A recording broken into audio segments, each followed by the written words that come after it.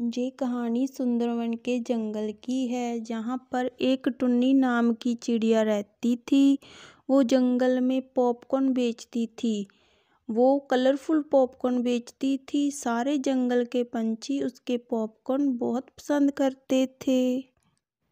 एक दिन टुन्नी जंगल में पॉपकॉर्न बेच रही थी कि वहाँ लाडो चिड़िया पॉपकॉर्न खाने के लिए आती है। टुन्नी आंटी, मुझे पॉपकॉर्न दे दीजिए प्लीज। मुझे आपके पॉपकॉर्न खाना बहुत पसंद है। हाँ हाँ लाडो, जरूर, मैं अभी तुम्हें गर्मा गर्म पॉपकॉर्न देती हूँ। टुन्नी आंटी, आपके बनाए पॉपकॉर्न हमेशा इतने स्वादिष्ट क्यों होते हैं? हम इनको छोड़ के कुछ और खाने के बारे में सोच भी नहीं सकते। अरे लाडो, मैं इसमें तुम बच्चों के लिए बहुत सारा प्यार डालती हूँ, इसलिए तो मेरे बनाए पॉपकॉर्न हमेशा स्वादिष्ट होते हैं। इतने में वहाँ सोनू चिड़ा भी आ जाता है और वो भी टुन्नी चिड़िया से आके पॉपकॉर्न मांगता है और लाडो मज़े से पॉपकॉर्न खाती है। टुन्नी आंटी, मुझे भी पॉपकॉर्न दीजिए। मैं भी पॉपकॉर्न खाना चाहता हूँ। प्लीज मुझे भी पॉपकॉर्न दीजिए ना। अरे सोनू, हाँ हाँ, ये लो गर्मा गर्म पॉपकॉर्न और खाओ मजे से। और बताओ कैसे बने हुए हैं मेरे popcorn? Thank you Tunni aunty, popcorn देने के लिए बहुत बहुत शुक्रिया आपका। दूसरी ओर कालू कौआ भी उसी जंगल में रहता है और वो टुन्नी के काम से बहुत जलन करता है और कहता है, इस टुन्नी का पॉपकॉर्न का काम तो दिन प्रतिदिन बढ़ता ही जा रहा है। मुझे कुछ ना कुछ तो करना होगा और ये वक्त अपना बदला भी ले सकता हूँ, क्योंकि पिछली बार उसने मेरी चोरी की पोल सबके सामने खोल दी थी। अब नहीं छोड़ूंगा टुन्नी तुझे। इतना कहते ही वो टुन्नी की घर की ओर चल पड़ता है। उधर टुन्नी अपने घर पहुंच जाती है और वो बैठकर कुछ बड़बड़ा रही होती है। आज तो दिन काफी अच्छा रहा और कमाई भी बहुत अच्छी हो गई है। अब मैं जल्दी से कल के लिए पॉपकॉर्न बना लेती हूँ और खाना खाकर सो जाती हूँ।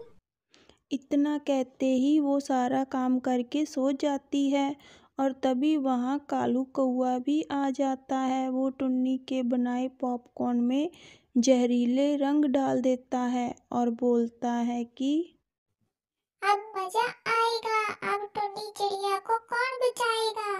इस रंग वाले पॉपकॉर्न से जंगल के पंछी बीमार हो जाएंगे और टुन्नी को इस जंगल से बाहर निकाल देंगे। इतना कहते ही कालू कौआ वहाँ से चला जाता है। और दूसरे दिन सुबह टुन्नी अपने पॉपकॉर्न लेके जंगल में जा रही होती है पॉपकॉर्न बेचने के लिए। टुन्नी अपनी दुकान में जाके पॉपकॉर्न बेचने लगती है। जंगल के पंछी उसके पॉपकॉर्न खाने के लिए आ जाते हैं कि तभी सारे पंछी एक एक करके बेहोश होना शुरू हो जाते हैं। टुन्नी को कुछ भी समझ में नहीं आता कि आखिर हो क्या रहा है उसके साथ।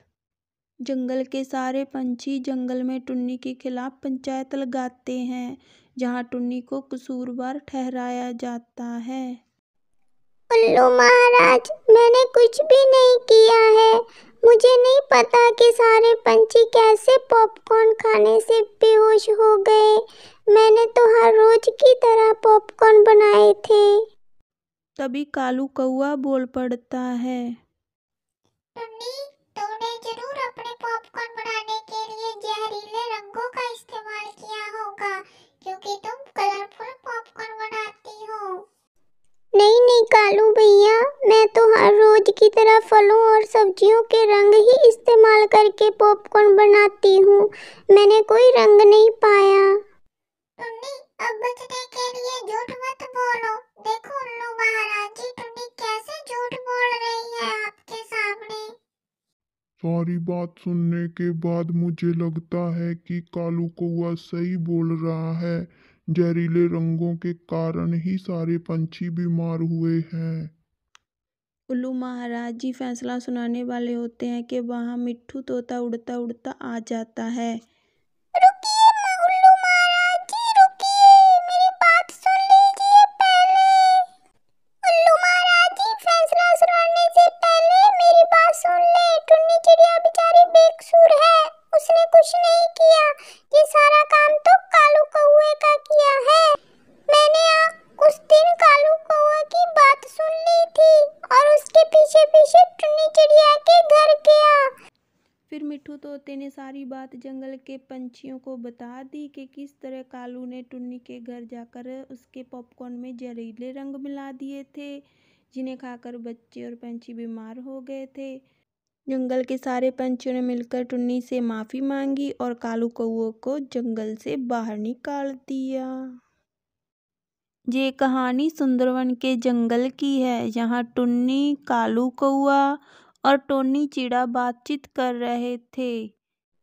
कालू भैया, कितने दिन हो गए हैं जंगल में बारिश ही नहीं हुई है। पता नहीं बादल भाई कहाँ चले गए हैं। अरे नहीं टुन्नी, मुझे तो बारिश और बादल बिल्कुल पसंद नहीं है। पूरा जंगल गीला और गंदा हो जाता है बारिश की वजह से। मुझे तो ये बिल्कुल भी पसंद नहीं है। इतने में वहीं से दो बादल घूमते घूमते जा रहे होते हैं, तो उनको किसी के बोलने की आवाज़ आती है। तो वो दोनों थोड़ा नीचे आ जाते हैं और तीनों की बातें सुनने लग जाते हैं।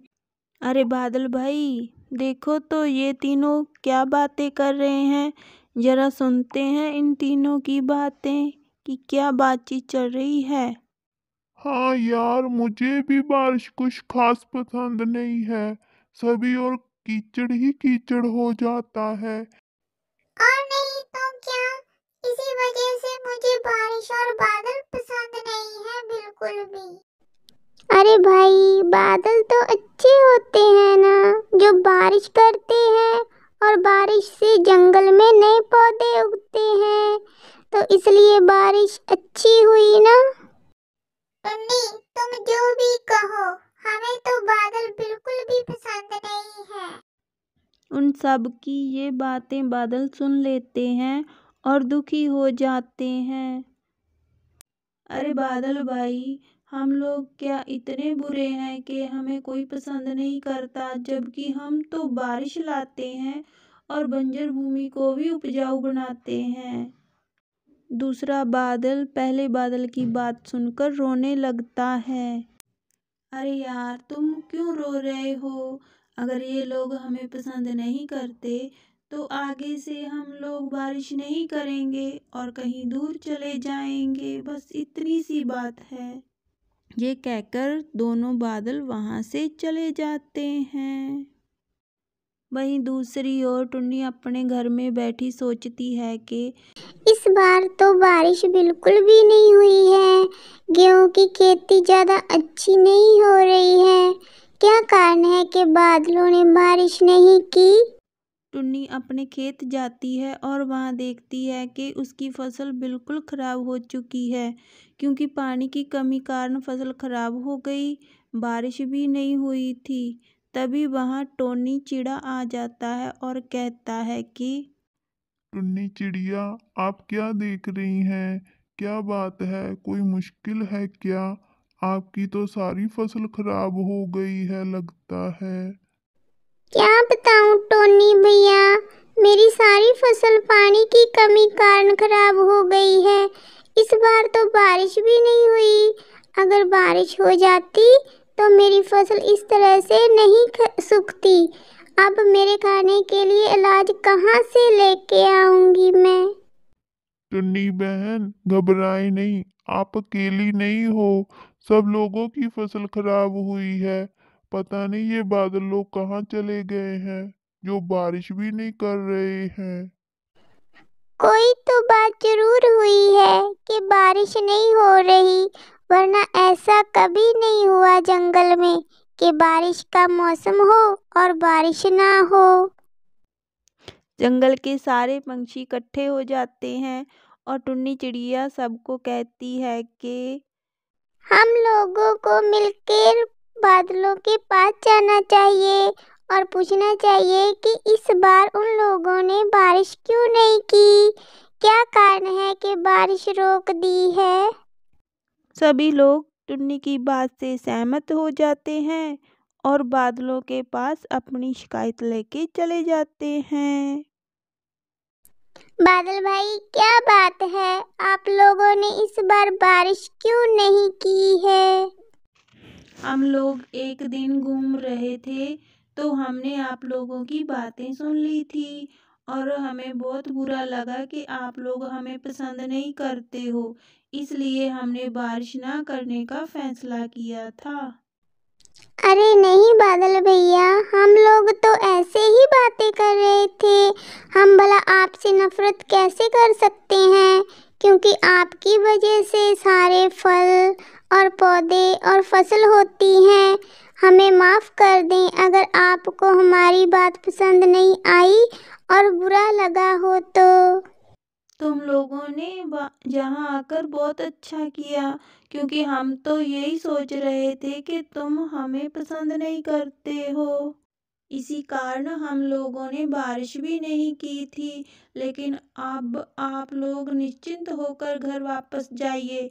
हम लोग देखना अब कितनी बारिश करते हैं। तभी रात होने तक काफ़ी बादल आ जाते हैं और बहुत तेज बारिश शुरू हो जाती है। सभी पंछी बहुत खुश थे कि जंगल में दोबारा बारिश हो रही है। इन बादल भाइयों की वजह से हमारी बची हुई फसल बच जाएगी और हमारे खाने के लिए अनाज जमा हो जाएगा। बादल भाई, आप लोगों का बहुत बहुत धन्यवाद। इस धरती पर हर चीज़ की अपनी एक महत्ता है और हर चीज़ एक दूसरे से जुड़ी हुई है। ऐसा सोचकर टुन्नी और सारे पंछी बहुत खुश हो रहे थे।